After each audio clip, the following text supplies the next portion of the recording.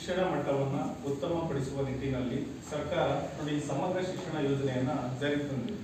ಇದಕ್ಕೆ ಸಂಬಂಧಪಟ್ಟಂತೆ ಸುಮಾರು 3 ದಿನಗಳಿಂದ ನಾವು ಈ ಶಾಲೆಯಲ್ಲಿ ಸಾಮಾಜಿಕ ಪರಿಶೋಧನವನ್ನು ನಡೆಸಿದ್ದು.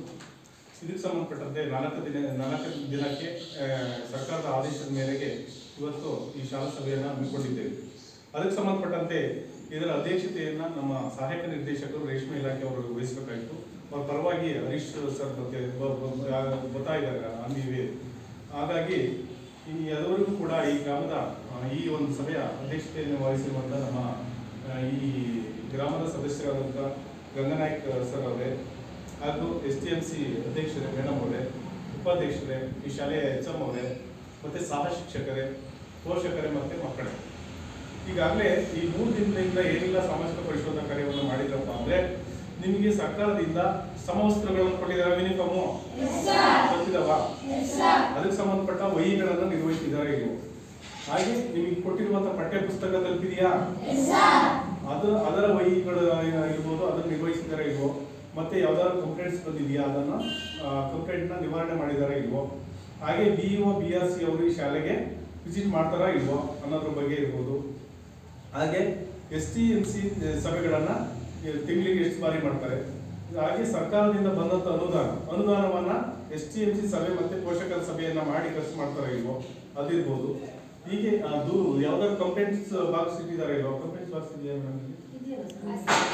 ಅದು ಹೊರಗಡೆ ಹೊರಗಡೆ ಇರ್ಬೇಕು, ಏನಾದ್ರು ಇದ್ರೆ ಮುಕ್ತವಾಗಿ ಅದರೊಳಗೆ ಹಾಕ್ಬೋದು, ಕಂಪ್ಲೇಂಟ್ಸ್ ಯಾವ್ದಾದ್ರು ಇದ್ರೆ ಅದಿರ್ಬೋದು.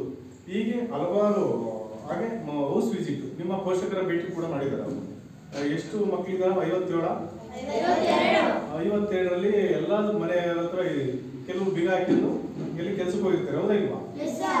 ಇದ್ದವ್ರ ಮನೆಗಳನ್ನ ಭೇಟಿ ಮಾಡಿದ್ದಾರೆ. ಒಂದು 20 ಮನೆ ಮಾಡಿದ್ದೀರಾ? 20 ಅದರಲ್ಲಿ ಏನಪ್ಪ ಪ್ರಶ್ನೆಗಳು, ಪೋಷಕರ ಪ್ರಶ್ನೆ ಅಂದ್ರೆ ನೋಡ್ರಿ, ಶೈಕ್ಷಣಿಕ ಅವಧಿಯಲ್ಲಿ ನಿಮ್ಮ ಮಗು ಪಠ್ಯ ಪುಸ್ತಕವನ್ನ ಪಡೆದಿದೆಯಾ ಇಲ್ವಾ ಅಂತ ಕೇಳ್ತಾರೆ, ಅದಿರ್ಬೋದು. ಶಾಲೆಯ ಅವಧಿಯ ಪ್ರಾರಂಭದಲ್ಲಿ ನಿಮ್ಮ ಮಗು ಸಮವಸ್ತ್ರವನ್ನ ಪಡೆದಿದೆಯಾ, ನಿಮ್ಮ ಮಗು ವಿದ್ಯಾರ್ಥಿ ವೇತನ ಅಂದ್ರೆ ಸ್ಕಾಲರ್ಶಿಪ್ ಏನಾದ್ರ ಬಗ್ಗೆ ಮಾಹಿತಿ ಇದೆಯಾ ನಿಮಗೆ, ಇದೆಯಪ್ಪ ಅಪ್ಲಿಕೇಶನ್ ಹಾಕ್ಸಿರಾ, ಅದಿರ್ಬೋದು. ನಿಮ್ಮ ಮಗು ಸಾರಿಗೆ ಭತ್ಯೆ ಅಂದ್ರೆ ನೀವು ದೂರದಿಂದ ಏನಾದ್ರು ಬರೋ ಮಕ್ಕಳಿದ್ರೆ ಸರ್ಕಾರದಿಂದ ಸಾರಿಗೆ ಭತ್ಯೆ ಅಂತ ಕೊಡ್ತಾರೆ, ಗೊತ್ತು ಮೇಡಮ್ ಅವ್ರಿಗೆ ಎಷ್ಟು ಕೊಡ್ತಾರೆ ಸರ್? ಅದು ನಮ್ಮ ಸ್ಕೂಲಲ್ಲಿ ಇಲ್ಲ ಈ ವರ್ಷ. ನೆಕ್ಸ್ಟ್ ಇಯರ್ ಕಾರ್ತಿಕ್ ಕೊಡಿಸ್ಬೇಕು. ಯಾಕೆ ಅಂತಂದ್ರೆ ಅವನು ಜೂನಲ್ಲಿ TC ಹೊರಟೋಯ್ತು. ಅವನು ಬಾರೆನಲ್ಲಿ ಫಸ್ಟ್ ಇಲ್ಲೇ ಬರ್ತಿತ್ತು, ಅರ್ಧ ಕಿಲೋಮೀಟರ್, ಅದು ಬರಲ್ಲ. ಈ ಸರಿ ಏನಾಗಿದೆ, ಅವ್ರು ಬಾರೆನಲ್ಲಿ ಹೋಗಿದ್ರೆ TC ಮುರಾರ್ಜಿ ಹೊರಟೋಯ್ತು. ಈಗ ಡಿಸೆಂಬರ್ TC ಬಂದಿದೆ, ಈಗ ಅಪ್ಲೈ ಮಾಡೋದು. ಹಾಗೆ ಶಾಲೆಯ ಇಲ್ಲಿ ನಿಮ್ಮ ಮಗುವಿನ ಪ್ರಗತಿಯಿಂದ ನೀವು ತೃಪ್ತರಾಗಿದ್ದ ಪೋಷಕರೇ ಅಂತ ಕೇಳಿದ್ದಾರೆ, ಹೌದಾ? ಇಲ್ಲದಿದ್ದರೆ ಮಗು ಎದುರಿಸುವ ಸಮಸ್ಯೆಗಳೇನು ಆ ಥರದ್ದೇನ ನೀವು ಮಗು ಸಮಸ್ಯೆ ಎದುರಿಸ್ತಿದ್ರೆ ತಿಳಿಸಿ ಅಂತ ಹೇಳಿದ್ದಾರೆ. ಅದಿರ್ಬೋದು. ಶಾಲೆಯಲ್ಲಿ ಇತರ ವಿದ್ಯಾರ್ಥಿಗಳು, ಶಿಕ್ಷಕರು, ಸಿಬ್ಬಂದಿಗಳ ದುರ್ವರ್ತನೆಯನ್ನು ನಿಮ್ಮ ಮಗು ಏನಾದರೂ ದೂರ ಹೇಳಿದೆಯಾ? ಹಾಗೆ ನೀವು ನಿಮ್ಮ ಮಗುವಿನ ಶಿಕ್ಷಣಕ್ಕಾಗಿ ಶಾಲೆಗೆ ಯಾವುದಾದ್ರೂ ಶುಲ್ಕ ಏನಾದರೂ ಇಸ್ಕೊತಾ ಇದೆಯಾ ಇರ್ಬೋದು.